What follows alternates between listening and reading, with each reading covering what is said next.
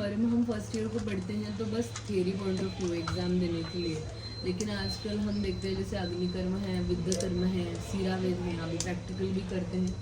तो जब हमको पॉइंट्स अच्छे से पता होंगे, सिर्फ और सिर्फ तभी हम कॉन्फिडेंटली क्या कर सकते हैं, मर्म चिकित्सा कर सकते हैं।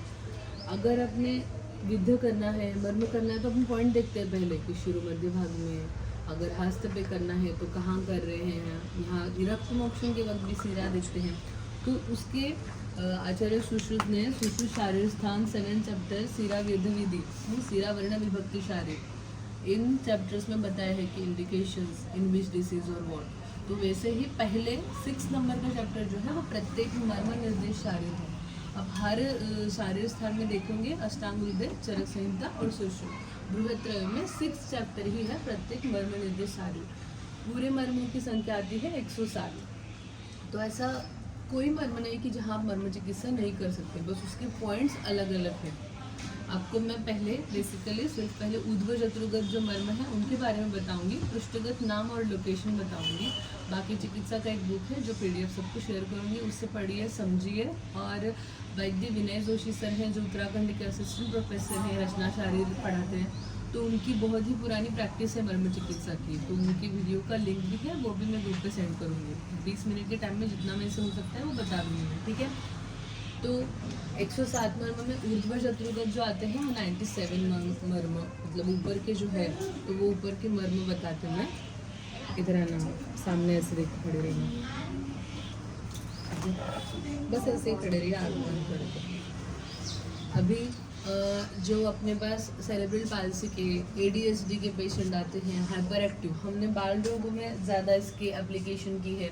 पैरालिसिस हो गया या फ्रोजन शोल्डर हो गया, बस वो पॉइंट जो रहता है वो दैट मर्म चिकित्सा act like an analgesic tablet, जैसे कोई भी पेन किलर होता है बिल्कुल उसी तरह करती है ये काम। और इसमें आपकी इन्वेस्टमेंट कुछ भी नहीं है, जो कुछ भी है वो आपके हस्त ही आपका शस्त्र है, ना तो कोई शलाका लेनी है, ना कोई निडल लेना है, कुछ भी नहीं है। बस जो चिकित्सा करने वाला, जो चिकित्सक को कुछ पते हैं, क्योंकि हाथ से ही पूरा सत्व energy, it is like an energy transferring, it is not a acupuncture और एक्यूप्रेशर थेरेपी, ये टोटली डिफरेंट है।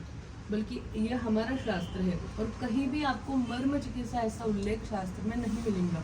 अंगिरसी चिकित्सा ऐसे आएगा, रामायण महाभारत यहाँ अगर देखेंगे तो आपको ये भी बताऊंगा कि रावण की मृत्यु कैसे हुई थी, नाभि मर्म पे लगने से। भगवान श्री कृष्ण के पाँव में भी पता है ना, क्षिप्र मर्म, तो तभी से कहीं ना कहीं मर्मों का उल्लेख आया है। तो जब आपको रचना पता होंगी कि ये मर्म कौन सा है, स्नायु है, सीरा है, धमनी है, तो धमनी मर्म सिर्फ अष्टांग हृदय, सार्थ वाग्भट में अष्टांग हृदय में ही बताया है। बाकी आचार्य सुश्रुत ने 5 ही मर्म के, मांस, सीरा, स्नायु, अस्थि, संधि, ये 5 बताए हैं। सबसे अच्छा रिजल्ट आपको मांस और संधि मर्म पर प्रेशर करने से मिलता है, क्योंकि स्नायु और इसमें ज़्यादा अपन प्रेशर लगा नहीं सकते। अभी ऊर्ध्व चतुर्गत देखा जाए तो इम्पोर्टेंट मर्म, इवन शिरोधारा में भी आप देखेंगे कि पॉइंट बिल्कुल बीच में आता है। तो व्हाट इज दैट पॉइंट जहाँ पे अपन बिंदी लगाते हैं, द स्तपनी मर्म, भ्रू मध्य भागी स्तपनी मर्म है। और स्तपनी रचना के हिसाब से अगर देखा जाए तो सीरा मर्म है। और ये पूरे शरीर में सिर्फ 3 विशल लिंग मर्म है, एक स्तपनी आता है और उच्चेप, ठीक है। ये 2-3 ही मर्म है जो विशल लग्न है। स्तपनी मर्म पे जो प्रेशर, और मर्म चिकित्सा के लिए बेसिक आपको फर्स्ट फिंगर एंड थंब, अंगुष्ठ होता है, क्लॉक घड़ी के हिसाब से clockwise and anti clockwise pressure देना होता है। जो मैं किताब भेजूंगी उसमें अकॉर्डिंग टू द डिसीज कहाँ बलाय तेल यूज़ करना है, कहाँ अनुतेल, कहाँ वचा तेल, डिफरेंट टाइप ऑफ तेल को अगर आप अपने उंगली पे लगा के अप्लाई करते हैं तो और ज़्यादा रिजल्ट मिलेगा। तो अगर इंसोम्निया है, कंप्लेन ऑफ पेशेंट, देखो इंसोम्निया है, लैक ऑफ कंसंट्रेशन है, वर्टिगो का प्रॉब्लम है, तो इसमें आपको ये पॉइंट्स दबाने होते हैं। भ्रू मध्यभागी स्तपनी है, ग्लैबुलर प्लेक्सस जो आते हैं, एनाटॉमिकल टर्म्स अगर देखेंगे, ग्लैबुलर प्लेक्सस यहाँ से आते हैं पूरे नोज का, ग्लैबुला है ना, इथेमॉइड बोन के ऊपर जो है। तो इसको आप बस आंखें बंद रखना, क्लॉकवाइज एंटी क्लॉकवाइज, और बस प्रेस करना है, रिलीज करना है, प्रेस करना है, रिलीज करना है, 6 बार, 10 बार या 12 बार ऐसे आप कर सकते हो, ठीक है। चश्मा निकाले थोड़ा। फिर भ्रू अंतभागी जो लास्ट में आता है वो आता है अपांग, कनिनिका टू अपांग संधि। अपांग जहाँ पे ये आईब्रोज अपने एंड होते हैं वो वाला जो पॉइंट आता है वो अपांग आता है। अपांग भी रचना के अनुसार सीरा मर्म है।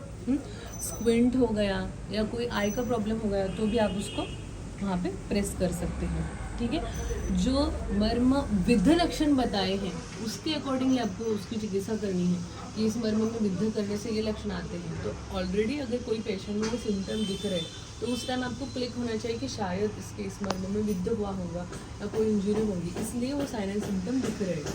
और आपको अपोजिट रिवर्स चिकित्सा करनी है कि वहाँ प्रेशर करना है, प्रेशर कभी भी ज़्यादा नहीं करना है। तो ये स्तपनी हो गया, अपांग हो गया, और सबका मेन सेंटर आता है अधिपति, जहाँ पे अपन पुंडी बांधते हैं ऊपर, ये बीच में अपन ऐसे अगर यहाँ प्रेस करते हैं इस जगह तो पूरा सिर हिलने लगता है। जो सूचर्स है इथेमॉइडल, जो सूचर सॉरी यहाँ पे ऊपर लैम्बॉइड वगैरह सूचर्स जो आते हैं परे स्कल के सूचर्स, तो उसका मेन अधिपति मर्म है, सद्य प्राणहर कहा गया है उसको, ठीक है। स्तपनी, अधिपति और अपांग। फिर उसके बाद में ईयर जो है अपने कान के पीछे, हाँ मैस्टोरेंटम, यहाँ पे है विधुर।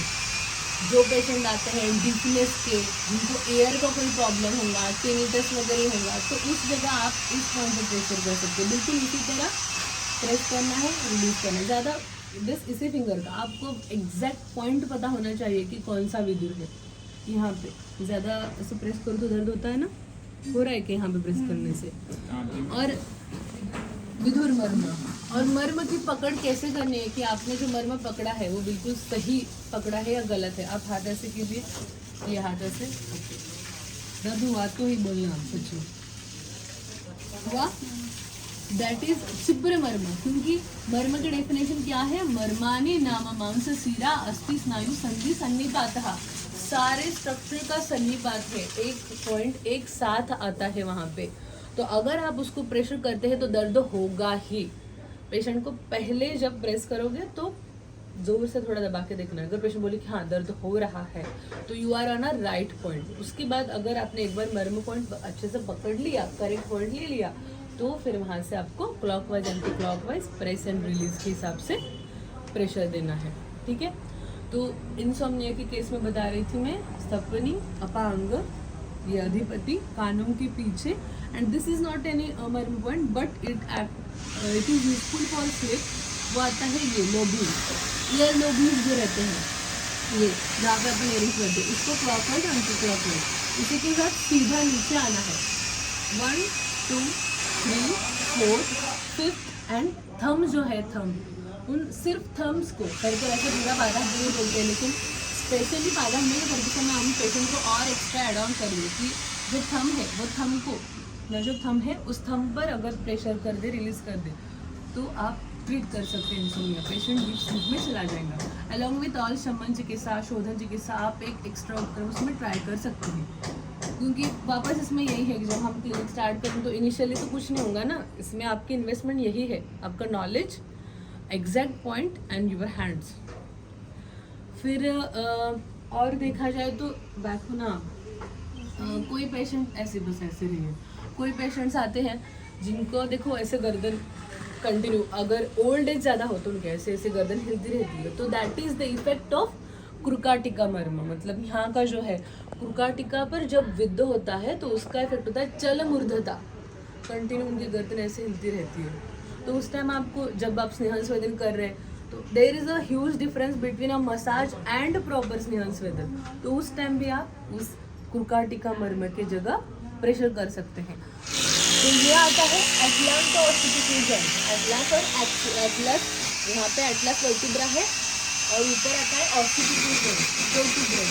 तो इसका जो है वो एटलस और ऑस्टिफिकेशन जॉइंट है, इसके नीचे यहाँ जो आएगा करेक्ट इस जगह, अपन जो जूडो कराटे वगैरह देखते हैं तो यहाँ प्रेस करने के बाद तो वो भी जो है उसका सद्य प्राणहर वाला, क्योंकि आगे जाएंगे तो मातृका आएगा, मन्या आएगा, पूरे जुगुलर में स्ट्रक्चर जो इम्पोर्टेंट स्पाइनल कॉर्ड वहाँ से जाती है। तो ज़्यादा प्रहार भी नहीं और बहुत ज़्यादा प्रेशर भी नहीं करना, क्योंकि वो वैकल्यकर मर्म है, नॉट अ सद्य प्राणहर। बट उसको ज़्यादा प्रेशर किया जाए तो हर मर्मानी नाम मारेंदी मर्मानी कहा है, जिस जगह आघात होने पर मृत्यु हो जाता है। ये यहाँ पे ट्रीटमेंट तभी कर सकते हैं जब आपको उसके पॉइंट्स पता हो। ज़्यादा आघात नहीं करना है, थोड़ा प्रेशर रिलीज करके छोड़ के रिलैक्सेशन थेरेपी से उसको करना है। तो एक उल्का टीका का हो गया, उसका चल मुर्दा आता है, वाइस वर्सा इसका ओपन करेंगे,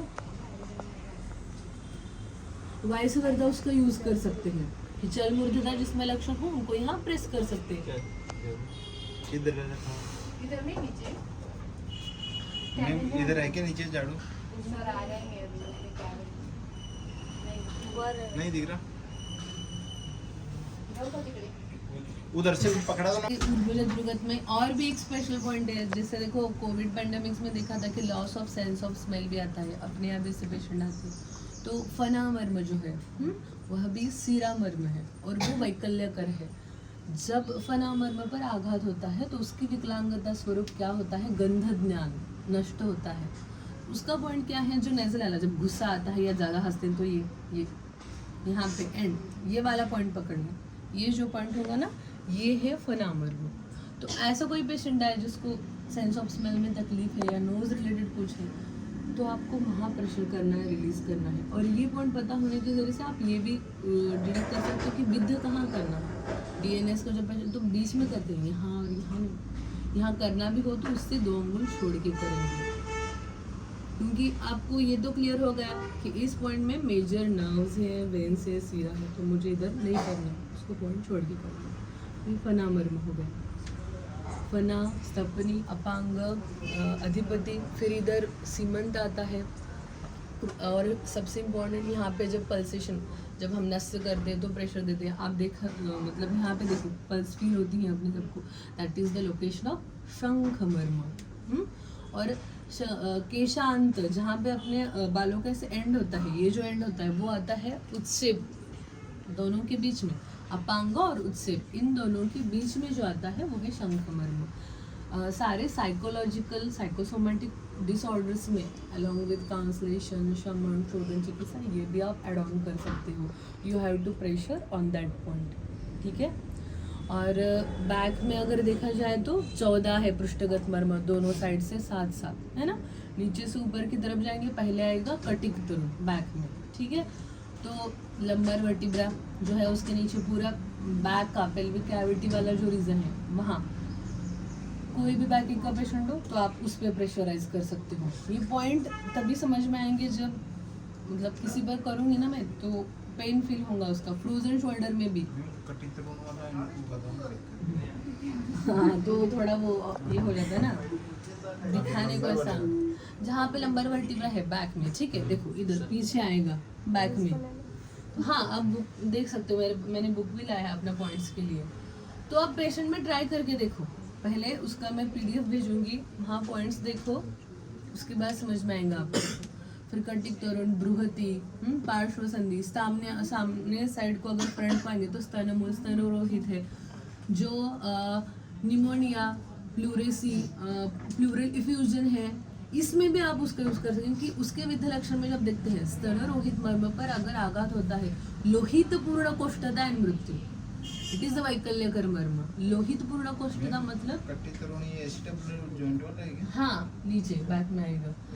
तो लोहित पूर्ण कोष्ठता होने से रुग्ण की मृत्यु होती है। तो आप post recovery of any patient, pneumonia हो गया था, फिर आफ्टर रिकवरी आए हैं, वीकनेस होगा, तो आप उनमें वो पॉइंट की लोकेशन मालूम करके उस पर प्रेशराइज कर सकते हैं, ठीक है।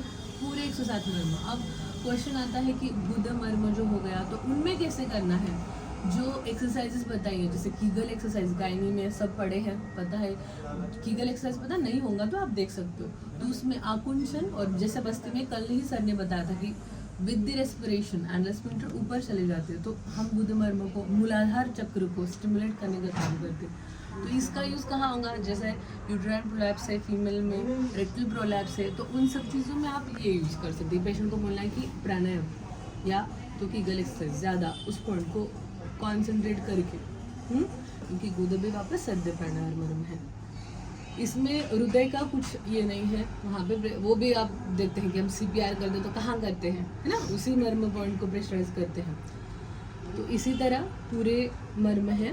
और लैक ऑफ कंसंट्रेशन है या मेमोरी बढ़ाना है तो 5 मर्म जो अपन अभी मैंने इंसोम्निया के लिए जो बताए थे उसी तरह से उस 5 मर्म का हर स्वस्थ व्यक्ति ने उत्पीड़न मतलब उनको स्टिमुलेट करना चाहिए। सुबह उठने के बाद आप अपनी बस 5 उंगलियां लेके यहाँ रखेंगे, अधिपति को करेंगे, ये पूरे हाथ ऐसे लेके ऐसे प्रेशराइज करेंगे तो पूरा सीमंत जो है पंच सीमंत सीमंत पर प्रेशर आ जाएगा। ऐसे हाथ लेके यहाँ करोगे तो ये शंख पे आ जाएगा, इधर करोगे तो उत्सेप पे आ जाएगा। फिर अंत भ्रू अंतभागी करोगे, यहाँ अपांग आ जाएगा। बीच में बस आंखें बंद करके ऐसे करोगे तो ये स्थपन आ जाएगा, जिसको ग्लैबेलर रिफ्लेक्स हम टैप करने के बाद जो चेक करते हैं वो वाला ये आ जाएगा। फिर फना हो गया विद्युत ऊर्ध्व चतुर्गत मर्म का बस 5 से 10 बार सुबह उठ के प्रेशर रिलीज करते हैं तो आपकी वहाँ का ब्लड सर्कुलेशन इम्प्रूव होता है। उसके लिए कुछ नहीं, fingers and the exact point. Okay, आ गया आपको समझ में सब? मर्म का स्थान व रचना अनुसार कौन सा है और उसकी विद्या लक्षण, ये 3 ही पॉइंट आपको पता होने चाहिए, बाकी कुछ नहीं। रचना इसलिए कि आपको वो प्रेशर करते टाइम कितना प्रेशर देना है, अगर ज़्यादा प्रेशर हुआ तो क्या हो सकता है, इसलिए विद्या लक्षण चाहिए। और वैसे लक्षण दिख रहे हैं तो ये हो समझने के लिए कि जल मृदता है, लोहित पूर्ण कुष्ठता है तो किसको आघात हो गया होगा, ये समझने के लिए। ठीक है, कॉन्स्टिपेशन अगर होगा या आपने कॉलेज में भी ऐसे किया होंगे पता नहीं, हम तो ये सब करके रखते थे। ये इंद्रवस्ती जो है किसी किसी में इसकी इतनी सेंसिटिविटी होती है, अगर आप इसको ज़्यादा प्रेशर करें तो मोशन आने शुरू हो जाते हैं, मतलब मला का वेग जो स्टिमुलेशन हो जाता है। इंद्रवस्ती अपची वगैरह, क्षिप्र, चिप, कुनक, क्षिप्र मर्म पर आ गए ना, चिप, कुनक, ये सारी बीमारियां हैं जो इसमें क्षिप्र है। इंद्रवस्ती मर्म मांस मर्म है, कालांतर प्राण मर्म है। कोई भी अपचन का व्याधि हो तो आप इंद्रवस्ती पे प्रेशर कर सकते हैं। इस पे प्रेशर करने से जीआईटी को स्टिमुलेशन मिलता है। ठीक है, जो वैद्य अविनाश लेले हैं, आपने रिकॉर्डिंग में सुना होगा, नानाजी के जो दोस्त थे उनकी किताब है ये वैद्य अविनाश लेले, तो उसमें सब लिखा है, हमने उससे पढ़ा है। और 3 साल ये सारा ADHD, हाइपर एक्टिव जो बच्चे होते हैं उनमें, CP के पेशेंट में, मस्कुलर डिस्ट्रॉफी में उनका एप्लीकेशन करके देखा है। मूवमेंट ज़्यादा अच्छी होती है और रिजल्ट मिलता है आपको 7 डेज, 10 डेज, 15 डेज। आपको पेशेंट को भी बताना है, आपने भी करना है, तो उससे रिजल्ट मिल जाता है। ठीक है, थैंक यू।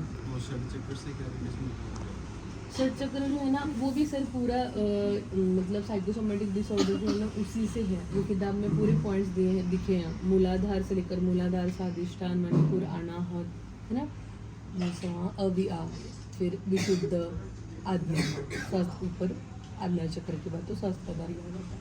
तो वो चक्र जो बीच में है और मर्म है, spinal cord and nervous system इससे रिलेटेड है। पूरा रचना का भाग है जो आप सबके लिए नेसेसरी है, वो यही है। पॉइंट समझो फिर अप्लाई करो। वो जो किताब है उसमें दिए हैं इंडिकेशन इन विच डिसीजेस और कहाँ करना है। और सर का लेक्चर का भी लिंक भेजूंगी मैं, विनय जोशी सर का, तो उसमें आ जाएगा। ओके, आज मेरा